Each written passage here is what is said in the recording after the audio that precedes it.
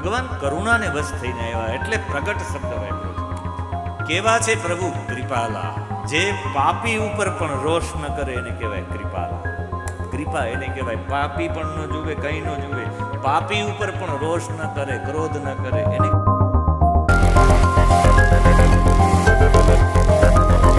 જન્મ લેવો અને પ્રગટ થવું આ બેમાં ફરક એટલો છે.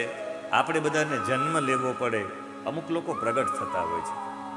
જન્મ એને લેવો પડે જે કર્મને વશ થઈને આવે, જેવા કર્મ કરો એવા ભોગવવા આવવા પડે, એને જન્મ લીધો કહેવાય.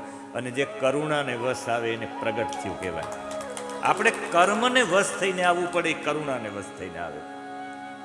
ભગવાન કરુણાને વશ થઈને આવ્યા એટલે પ્રગટ શબ્દ વાપર્યો છે. કેવા છે પ્રભુ કૃપાલા, જે પાપી ઉપર પણ રોષ ન કરે એને કહેવાય કૃપાલા. કૃપા એને કહેવાય, પાપી પણ ન જુએ, કઈ ન જુએ, પાપી ઉપર પણ રોષ ન કરે, ક્રોધ ન કરે એને કહેવાય કૃપાલા. તમે તો પ્રભુ કોઈ ઉપર ક્રોધ કરો એવા નથી, પાપી ઉપર પણ રોષ ન કરો, બધાને પ્રેમ આપનારા છો એટલે તમે કૃપાલા. દીન દયાલા, જે દીન થઈને, દીનનો મતલબ છે શરણાગત. ભગવાન દયા એના ઉપર વરસાવે જે શરણાગત થયેલો છે, સંપૂર્ણ સમર્પણ, અંગ્રેજીમાં સરેન્ડર, સંપૂર્ણ સરેન્ડર થયેલો છે. એના માટે ભગવાન દયાળુ છે. એના કેટલાય કામ કરે. નરસિંહ મહેતા સંપૂર્ણ સરેન્ડર, દીન. દીન બનવું ખૂબ અઘરું છે. દીનનો મતલબ ગરીબ નથી થતો. દીનનો મતલબ છે યોગ્યતા હોવા છતાં પણ પોતાની જાતને શૂન્ય કક્ષાની માનવી, બહુ મોટા હોવા છતાં પણ હું કંઈ નથી એવું માનવું, એને દીનતા કહેવાય. ક્યારેક ક્યારેક તમને કોઈ મોટા પુરુષ સાથે ફરવા માંડે તો તમારી જાતને હોશિયાર ન માનતા કે ઓહો હું તો સિદ્ધ થઈ ગયો એમ ન માનતા, મારી તો લાયકાત નથી, આ તો આની કૃપા છે કે આ મને સાથે રાખે. આવો ભાવ છે, દીન ભાવ છે. પૂજ્ય કૃષ્ણશંકર શાસ્ત્રીજી, પૂજ્ય દાદાજી કથાની વ્યાસપીઠ ઉપર આવે એ પેલા બધાના ગાદલા પાથરી દે. યોગેશભાઈ ગાદલા પાથરી દે, કેટલી દીનતા. કોઈ ગુસાઈ બાલક આવ્યો તો વ્યાસપીઠથી નીચે ઉતરી આવા વિદ્વાન હોવા છતાં પણ દંડવત કરે. આ છે દીન ભાવના. મારા ઋષિકુમારો, મારા ઋષિકુમારો, મારા ઋષિકુમારો, આ છે દીન ભાવના.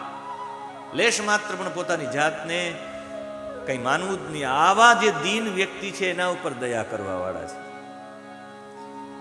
એને ભેટવા વાળા છે.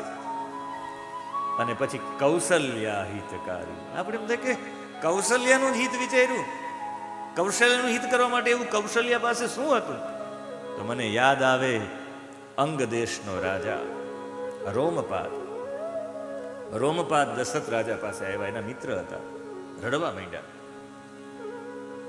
રોમપાદે કહ્યું કે મારા દેશમાં અકાળ છે, છેલ્લા 12 વર્ષથી વરસાદ નથી.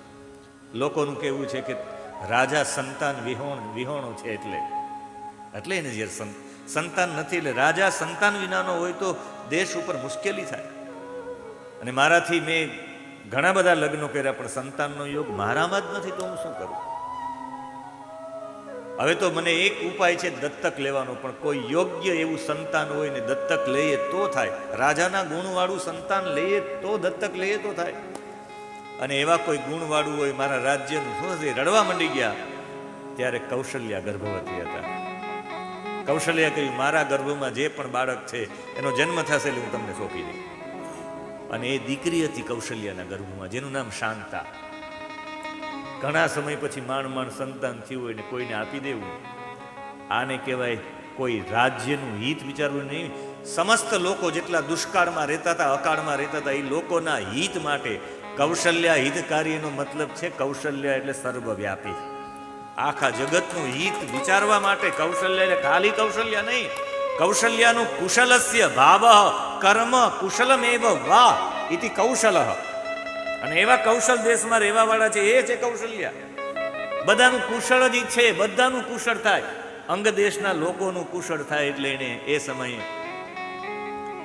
પોતાના ઘણા સમય પછી માણ ગર્ભ રહ્યો હતો અને દીકરીનો જન્મ થયો, શાંતા આપી દીધી. અને એ જ અંગ દેશના રાજા રોમપાદે એ જ શાંતા નામની કન્યા બીજા કોઈ સાથે પરણાવી નથી, શૃંગી ઋષિ સાથે પરણાવી હતી. જે આપણે કાલે શૃંગી ઋષિની ચર્ચા સાંભળી ગયા, એની સાથે પરણાવ્યા. એટલે કૌશલ્ય હિતકારીનો મતલબ થાય જેણે બધાનું કુશળ વિચાર્યું એવા વ્યક્તિઓના હિત માટે ભગવાન આવે છે.